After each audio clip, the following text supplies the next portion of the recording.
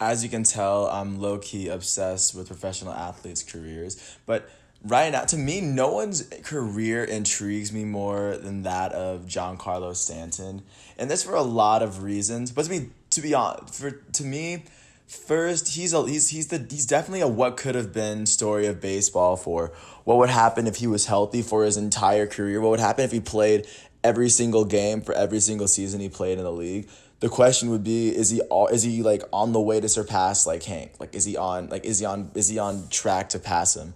But with everything that's happened in his career and like the fact that he's still able to land on his feet in New York with all the money that he made, he's one of the few people where it's like you don't have to look at the total numbers of stats during the season, because in the games that he plays, this dude is elite. He just doesn't play full seasons.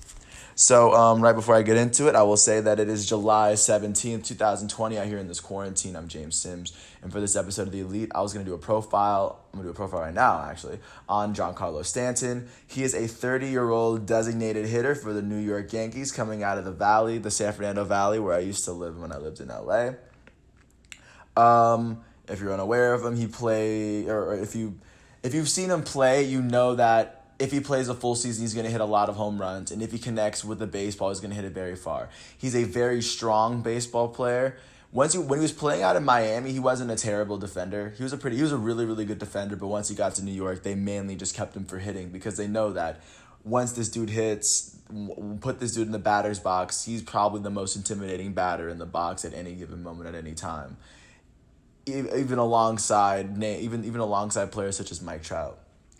So, just to give you a little bit of background, like I said, he came out of the Valley, went to Notre Dame High School in Sherman Oaks, which was a high school that was around me, that was in the division with the same high school that I went to. There's actually a story that he broke the window on the third floor of the building on my high school's at my high school. He broke a window on the third floor of a building right outside of the baseball field. Like that's how far his home run was. He would go on to get drafted he would go on to get drafted out of high school with the 76 overall pick in the 2007 MLB draft by the Florida Marlins, where he would eventually get called up in 2010 at 20 years old. His first season, he would have 93 hits in 100 games with 21 doubles, 22 home runs. Out of those, 22 of those 93 hits were home runs, 59 RBIs. Finished with the 259 batting average. Nothing really came out of that season. But at that point, people were starting to see, okay, this guy can hit. Got it. His age 21 season, he would finish with 150 games played. He had 135 hits in those games. He had less hits than games played. He would finish with 30 doubles, 34 home runs, 87 RBIs, 262 batting average. He wasn't named an All-Star that year, but he was on everyone's radar at that point. Anyone who hits 34 home runs at 21 years old should definitely have an eye on them. And I guess I have to say this before I get into this. The Miami Marlins haven't made the playoffs since 2003, so Giancarlo, for the entirety of his career in Miami, he didn't make the playoffs. Sad, but it's the truth. And in 2012, his age 22 season, he ended up playing 123 games. Finishing with 130 hits in those games, 37 home runs, and 86 RBIs in those 123 games. He finished with a 290 batting average, and he led the league in slugging for the first time with a 608 slugging percentage. He would then go on to be named as an All-Star for the first time in his age 22 season, despite asserting himself as the best power hitter in the National League at 22 per game. Because, he finished with 37 home runs and 86 RBIs in 120 games. Imagine what happened if you gave him 40 more games. His age 23 season, he would go on to play 116 games. He had 106 hits in those games, where he would finish with 24 home runs, 62 RBIs, and he batted .249 for the season. Nothing came of that season. The very next season, in 2014, he would finish with 145 games. He would have 155 hits on the season. He'd lead the National League in homers with 37 home runs and 105 RBIs. The second time he's played over 140 games in 5 seasons. He would go on to have with a 288 batting average, and he led the league in slugging percentage for the second time in his career with a 555 slugging percentage. He would go on to lead the league in total bases for the only time in his career. He would be an all-star for the second time in his career. He would be named a Silver Slugger, and he would be named a runner-up to the MVP. And in that year, the MVP was Clayton Kershaw, because, of course, Clayton Kershaw was on another level that year. His age 25 season in 2015, he would only play 74 games. He finished with 74 hits, 27 home runs, and 67 RBIs in 74 games, by the way. He was named an all-star because this happened in the beginning of the year, but he didn't finish out the season, and that was pretty sad. But this year, he was just on pace to having an incredible season, and it was pretty sad because I believe that was the year he was hit in the face with a baseball, and that definitely sucked. The next year, his age 26 season, he played 119 games, finished with 27 home runs, 74 RBIs in those games, finished with a 240 batting average. And he wasn't really named an all-star that year, but that was following that last year, and he was kind of coming back. His next full year back, his final year in Miami, he played 159 games, the most games he's played in a season. He was able to get 123 runs, the most runs he's ever had. He finished with 168 hits, the most hits he's ever had. He finished with 32 doubles. He led the league with 59 home runs and 132 RBIs naturally. He would finish with a 281 batting average, and he led the league in slugging percentage for the third and final time in his career up to date. And he would finish with being named an all-star for the fourth time in his career. He was named a Silver Slugger for the second time, and he was named the MVP of the National League. And, of course, what he was doing in Miami with Christian Yelich in the same outfield. At that point, he had established himself. He had given himself an argument as the most feared, most intimidated hitter in baseball alongside a player such as Mike Trout at that time.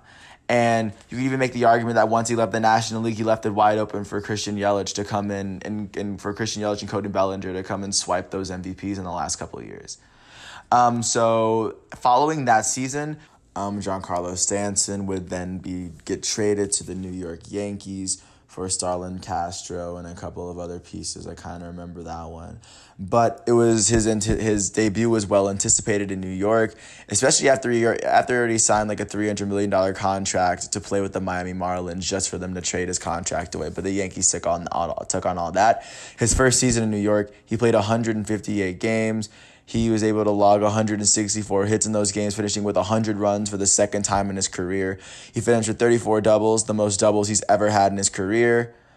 He was able to finish with 38 home runs and 100 RBIs. Third time in his career, he was able to hit 100 RBIs in a season.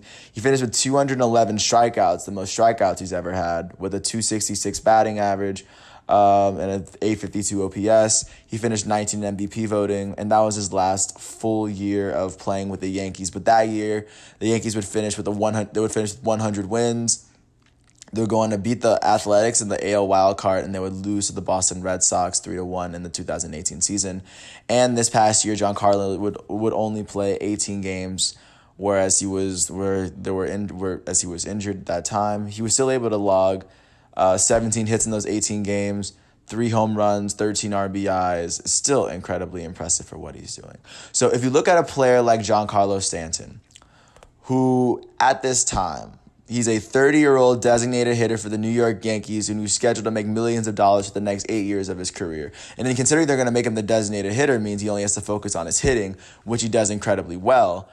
Even if he hasn't been an all-star since 2017, I promise you he's still every bit as elite of a hitter as he was in those pockets. But Giancarlo is a player whose career is like, wow. Like he was an all-star in a career where he was an all-star in a season where he finished only playing 74 games. If you look at the amount of games he went from playing 100 to 150 to 123 to 116. He went back up to 145. He played 74, 119, and then the last three, and then he had 159, 158, and then he only played 18 in his second year in New York. So, I mean, that's about 3 or 4 seasons in which he truly missed out on the chance to play on the full season. 5 opportunities in which he missed out on a chance. In a 10-game season, that's half of his season in which he's missed out on the opportunity to play a full season. But within the games that he plays, he's able to He's able to bring a lot of wins. He brings a lot more value over a replacement player. And I think that whenever he has a full season, he will help deliver that for that team. So it's a good thing that with the contract that he has, he's going to be locked up with the Yankees for a long time because in the full seasons that he does have, he's one of the more productive, more efficient hitters in all of baseball. So I mean, with all that said, just looking at this guy, like there are a lot of hypotheticals you can put out about a player's career, but as of right now, with 5 of his 10 seasons in the MLB being like complete like or just like not amounting out to a full season, he still has an MVP under his belt. He still has 2 Silver Sluggers and 4 All-Stars, despite being hurt half of his career. But if you ever get a chance to watch Giancarlo Stanton, he's wearing number 27 for the New York Yankees. And considering how good they are, I imagine they're going to be in the playoffs. So if you ever get a chance to watch Giancarlo, you'll definitely see him in the playoffs for the New York Yankees. With that said, I think I've said my piece. Giancarlo is elite. He belongs on this list. And as of right now, as of 2020 in the quarantine, I still believe Giancarlo Stanton is worth every single dime that the Marlins spent on him just to trade him to the New York Yankees. Peace out.